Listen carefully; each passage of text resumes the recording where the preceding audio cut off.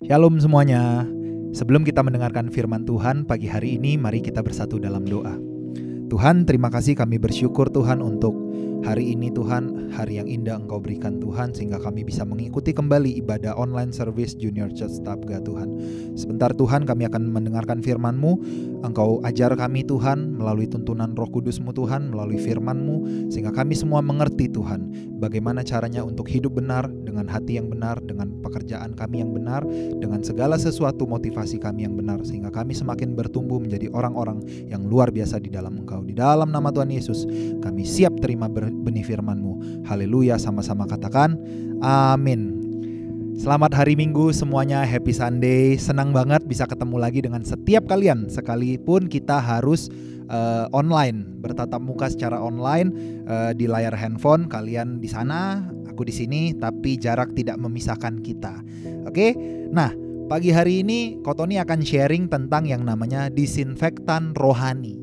Oke? Disinfektan rohani. Nah, sebelum itu aku mau ajak setiap kita baca Mazmur 91 dulu. Ya, ada 16 ayat.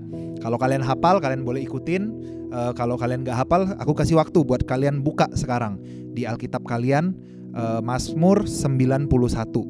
Ya, ini ayat yang sudah terus-menerus diingatkan oleh Opa Niko, gembala kita juga, Opa Hani, bahwa pentingnya kita memperkatakan Mazmur 91 bahkan sebelum pandemi terjadi. Ya, jadi bayangkan, sebelum semua ini terjadi, Tuhan sudah ingatkan kita lewat pemimpin-pemimpin kita bahwa betapa pentingnya lindungan Tuhan bagi hidup kita. Sudah ketemu?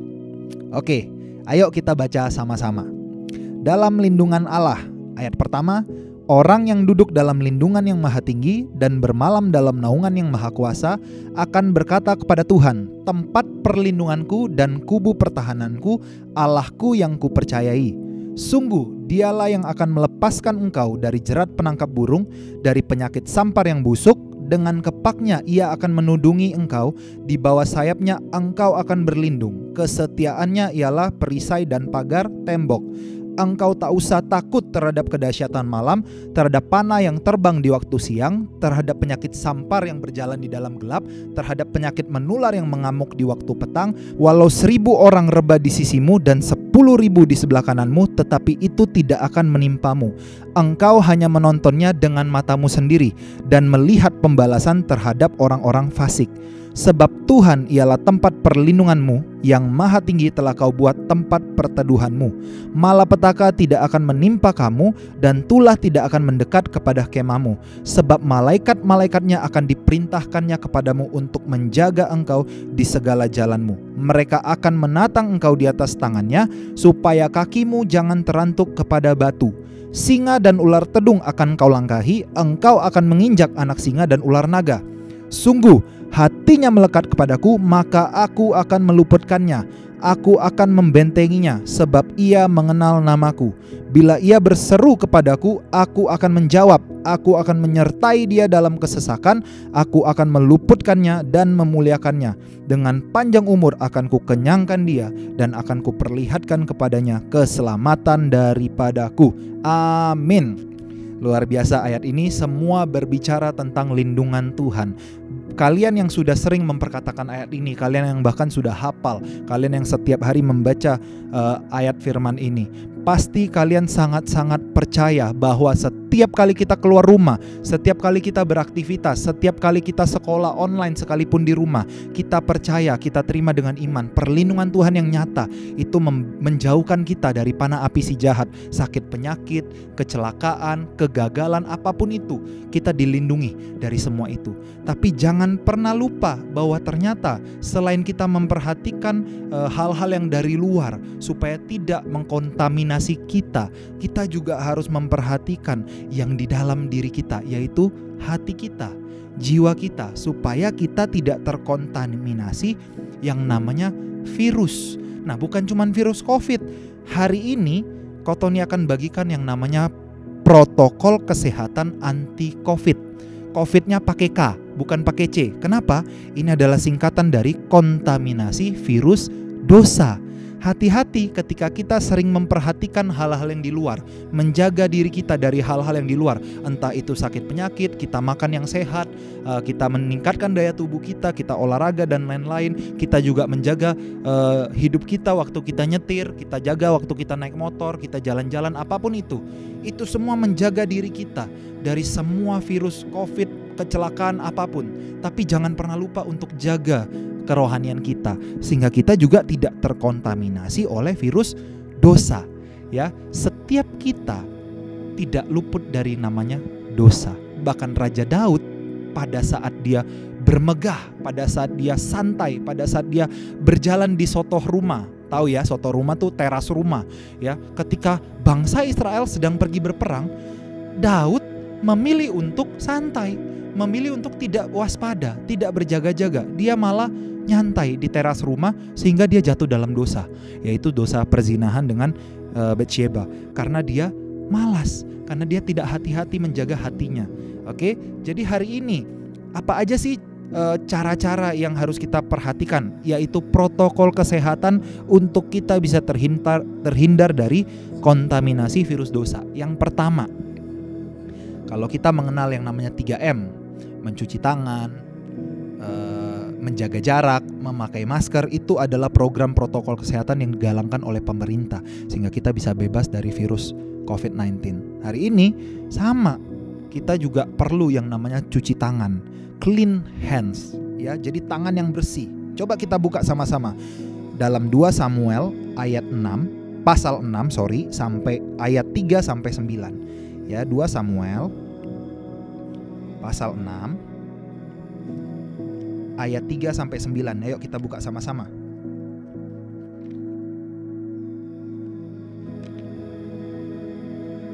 Sudah ketemu semuanya? Kalau sudah ketemu boleh taruh di kolom komentar. 2 Samuel ayat 6, pasal 6 ayat 3 sampai 9. Oke, di sini adalah sebuah kisah yang sudah tidak asing lagi bagi kita, yaitu ketika yang namanya Uza menyentuh tabut Tuhan, kemudian disambar, dibunuh, mati gitu loh, karena dia menyentuh tabut Tuhan. Ya, kita baca sama-sama ya, mulai dari ayat 3. Mereka menaikkan tabut Allah itu ke dalam kereta yang baru setelah mengangkatnya dari rumah Abinadab yang di atas bukit. Lalu Uza dan Ahio, anak-anak Abinadab, mengantarkan kereta itu. Uza berjalan di samping tabut Allah itu, ya, sedang Ahio berjalan di depan tabut itu. Daud dan seluruh kaum Israel menari-nari di hadapan Tuhan dengan sekuat tenaga, diiringi nyanyian, kecapi, gambus, rebana, kelentung, dan ceracap. Ketika mereka sampai ke tempat pengirikan Nakon, maka Uza mengulurkan tangannya kepada tabut Allah itu lalu memegangnya, karena tiba-tiba lembu-lembu itu tergelincir. Jadi ketika dibawa oleh kereta, tabut Tuhan itu mau jatuh karena lembunya tergelincir. Kemudian Uza mengulurkan tangannya, maka bangkitlah murka Tuhan terhadap Uza, lalu Allah membunuh dia di sana karena keteledorannya itu. Ia mati di sana dekat tabut Allah. Daud menjadi marah karena Tuhan telah menyambar Uza demikian hebatnya, maka tempat itu disebut orang Peres Uza sampai sekarang. Pada waktu itu Daud menjadi takut kepada Tuhan. Lalu katanya, bagaimanakah tabut Tuhan itu dapat sampai kepadaku? Ya, jadi di sini perlu kita pelajari bahwa sebenarnya kenapa Uza itu bisa mati, kenapa murka Tuhan bangkit. Ya, sebenarnya niatnya baik. Ya dong, ketika tabut Tuhan mau jatuh dari kereta, mau tergelincir, sebagai orang yang ada di samping kereta itu, Uza berusaha untuk menahan supaya tabut Tuhan tidak jatuh, tapi malah dia mati, tetap mati karena memegang tabut itu. Bisa diistilahkan karena tangan yang kotor memegang tabut itu. Ya, jadi tidak secara harafiah tangannya itu kotor gitu loh, kayak kita makan ayam penyet gitu ya, tangannya penuh dengan sambal dan minyak, kotor terus megang terus mati gara-gara itu. Bukan, tapi tangan di sini berbicara tentang tingkah laku. kehidupan. Apakah kita hidup sesuai dengan firman Tuhan atau tidak? Ketika kita tidak kudus, tidak hidup sesuai dengan firman Tuhan, artinya kita kompromi dengan firman Tuhan, maka apapun cara kita untuk menutup ketidakkudusan itu semua tidak akan berguna. Karena di sini ditulis Daud itu dan seluruh kaum Israel itu menari-nari di hadapan Tuhan. Artinya mereka memuji Tuhan dengan sekuat tenaga, diiringi nyanyian, kecapi, gambus, rebana, kelentung dan ceracap. Tapi gak ada gunanya. Tindakanmu tidak akan membersihkan engkau dari segala kompromi-kompromi akan dosa di dalam hidupmu. Walaupun kamu berusaha untuk melakukan yang sebenarnya menurutmu baik, tapi kalau itu tidak sesuai firman Tuhan, Tuhan tidak akan berkenan. Ya, jadi di sini bukan masalah usaha pegang atau apa ya, tapi ada firman Tuhan yang mengatur bagaimana caranya tabut itu harus dibawa. Kalau kalian pelajari di imamat, tabut itu harus diusung, diangkat oleh orang, bukan ditaruh di kereta. Ya, jadi apa maksudnya? Dengan cara modern apapun, entah itu online, entah itu streaming, entah itu tapping atau apapun, kamu tidak dapat menggantikan hadirat Tuhan dengan cara-cara modern. Kamu harus back to the first love, kasih mula-mula, cari wajah Tuhan seperti hatimu yang benar-benar bersih, dan juga tindakanmu, yaitu tanganmu. Ya, makanya nomor 1 yang harus kita perhatikan, mencuci tangan kita. Bahkan di Mazmur 24 ayat 4, coba kita buka Mazmur 24 ayat 4. Di situ dikatakan ayat 4a, orang yang bersih tangannya. Tuhan mau cari orang yang bersih tangannya, tingkah lakunya bersih. Gimana caranya? Kalian harus tahu apa peraturan Tuhan, apa firman Tuhan, apa yang tidak boleh dilakukan dan apa yang boleh. Baru kalian bisa melakukan tindakan yang bersih. Ya, jadi itu yang pertama. Yang kedua, apa yang harus dilakukan? Disinfektan hati, clean heart. Jadi kita harus punya hati yang bersih. Lanjutan dari Mazmur 24a tadi, ya, orang yang bersih tangannya dan murni hatinya. Hati kita harus murni. Walaupun tangan kita sudah bersih, artinya kita ikutin semua apa yang Tuhan perintahkan, tapi sebenarnya motivasi hati kita sebenarnya tidak bersih. Artinya entah kalian pelayanan, entah kalian ikut ibadah online, itu tindakan ya, kalian ikut ibadah online sekarang, tapi sebenarnya hatinya gak pengen, hanya karena rutinitas. Itu Tuhan juga tidak berkenan. Bahkan kalau kalian tahu, kejadian yang sama terjadi ketika Pontius Pilatus mencuci tangannya ketika Yesus hendak disalibkan, seolah-olah dia bersih. Aku cuci tangan, oke, udah bukan urusanku lagi ya. Kalau Yesus disalibkan itu bukan salahku. Seolah-olah dia mencuci tangan, tapi dia tetap mengizinkan untuk Yesus disalibkan. Jadi hatinya sebenarnya tidak sesuai dengan apa yang dia lakukan. Nah, ini penting. Sebagai anak muda kita harus perhatikan ketika kita melakukan segala sesuatu dengan terpaksa, padahal hati kita motivasinya salah. Disinilah diperlukan yang namanya disinfektan hati. Penting banget kita menjaga hati kita tetap bersih, supaya kita gak cuman luarnya aja kelihatan bersih, tapi dari deep in our heart, di dalam hati kita yang benar-benar, itu kita mengasihi Tuhan. Oke. Yang ketiga, apa yang harus kita lakukan setelah kita mencuci tangan kita, mendisinfektan hati kita? Yang ketiga, kita harus pakai masker, ya kan? Jadi ini gak jauh-jauh dari protokol kesehatan yang sehari-hari kalian temukan. Ini juga perlu dalam kerohanian kalian, memakai masker. Nah, ini ada masker nih, contoh ya. Nah, kayak gini nih, ini Kotoni pakai masker nih. Apa maksudnya pakai masker? Bukan cuman supaya virus di luar gak bisa masuk, tapi virus dari dalam diri kita, kalau kita OTG atau orang tanpa gejala, virus kita juga gak bisa keluar, terkena kepada orang lain. Oke, aku lepas ya. Jadi maksudnya apa? Jaga mulutmu. Oke, Matius 15 ayat 18. Di sini aku bacakan Matius 15 ayat 18. Tetapi apa yang keluar dari mulut berasal dari hati, dan itulah yang menajiskan orang. Pernah gak kita berpikir seolah-olah kita tidak pernah yang namanya menyakiti orang, kita tidak pernah pukul orang, kita tidak pernah berantem sama orang, tapi kita gak sadar kadang mulut kita ini jahat, menajiskan orang. Maksudnya apa? Ketika kita mengucapkan sesuatu terhadap seseorang, sebenarnya dia sakit hati. Sehingga ya kalau sakit hati kan dosa kan. Makanya kita menajiskan dia, membuat dia menjadi berdosa, karena dia sakit hati terhadap kita hanya gara-gara masalah sepele, komunikasi. Hari-hari ini hidup kita sedang diuji ditantang untuk bisa berkomunikasi dengan baik, bukan hanya secara langsung, tapi mau gak mau hari-hari ini online, secara online, tidak ketemu, tapi bisakah kalian tetap menjaga komunikasi kita baik?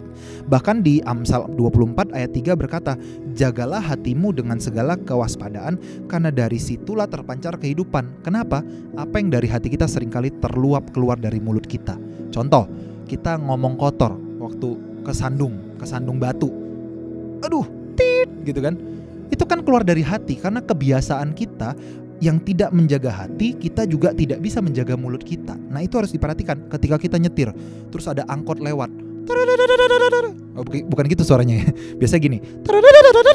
Nah, gitu kan. Nah, jadi ketika angkot lewat nyalip, terus kita marah, "Woi, gila lu." Nah, misalnya gitu. Atau lebih parah, "Mati aja lu." Tiba-tiba di depan dia tabrakan. Kan kita jadi merasa bersalah karena mulut kita berkuasa.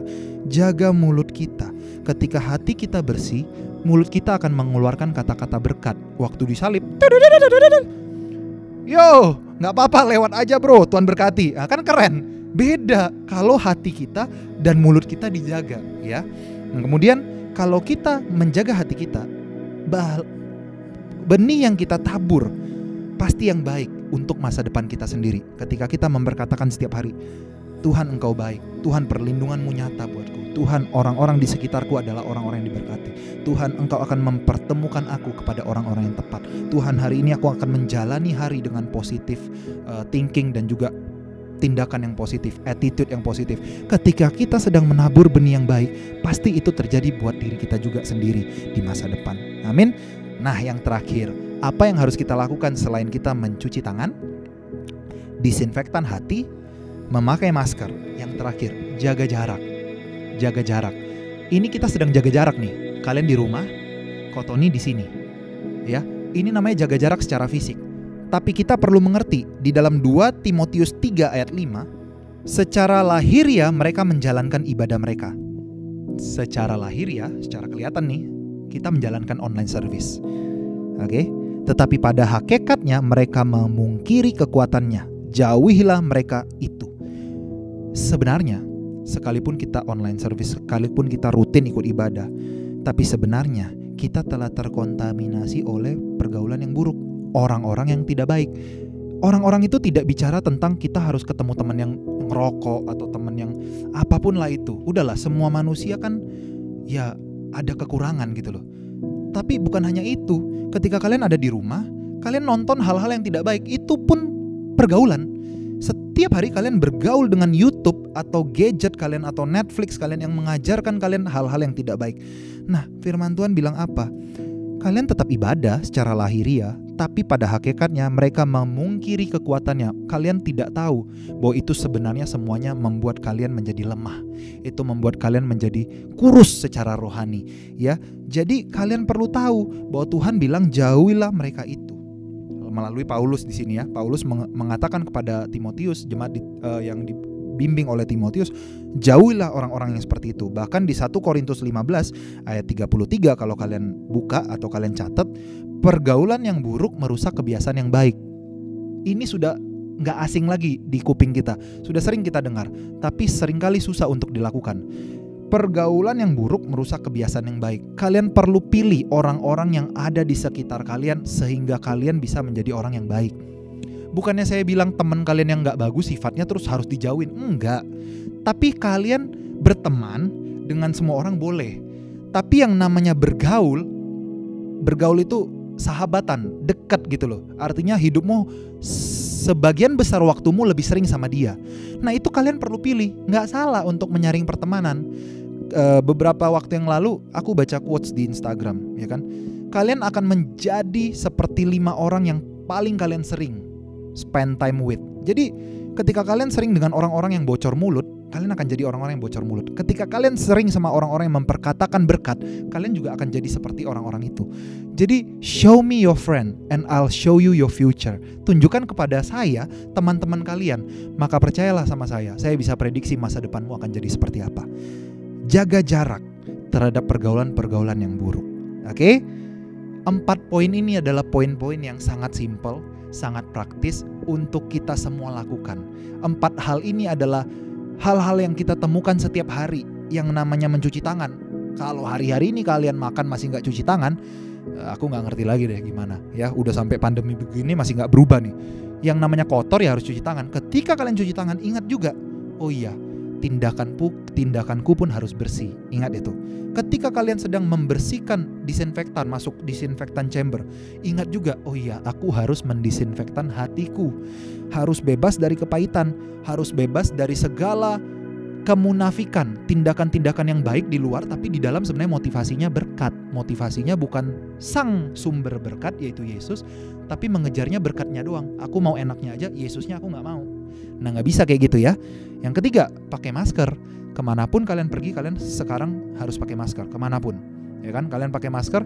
Setiap kalian pakai masker, kalian ingat, oh iya, aku harus jaga mulutku. Aku harus memberkatakan yang baik untuk orang-orang di sekitarku. Aku harus meminta maaf pada saat berbuat salah, berterima kasih ketika ditolong atau dibantu. Kemudian satu lagi apa ya biasanya? Thank you, sorry, you're welcome. Ya kan? Dan yang keempat, apalagi nih? Jaga jarak. Ingat baik-baik, social distancing dari orang-orang yang tidak baik pengaruhnya, bahkan yang mengkontaminasi kita dengan dosa. Ya, jadi kita kan udah dewasa nih. Aku gak bilang kita gak boleh bergaul atau berteman dengan siapapun, tapi kalau udah jelas-jelas yang diajak untuk dilakukan itu salah, melanggar firman, ya harusnya kita lebih sadar lah bahwa kita gak perlu ikut, kan gitu ya. Toh kita juga gak rugi kalau kita gak ikut. Kalian gak kalah keren kalau kalian hidup kudus. Kalian gak kalah keren kalau kalian hidup benar. Masa depan kalian dipegang oleh Tuhan. Ketika kalian memutuskan untuk tidak melakukan dosa, tidak kompromi, percayalah Tuhan akan buat segala sesuatu indah pada waktunya dalam hidup kalian.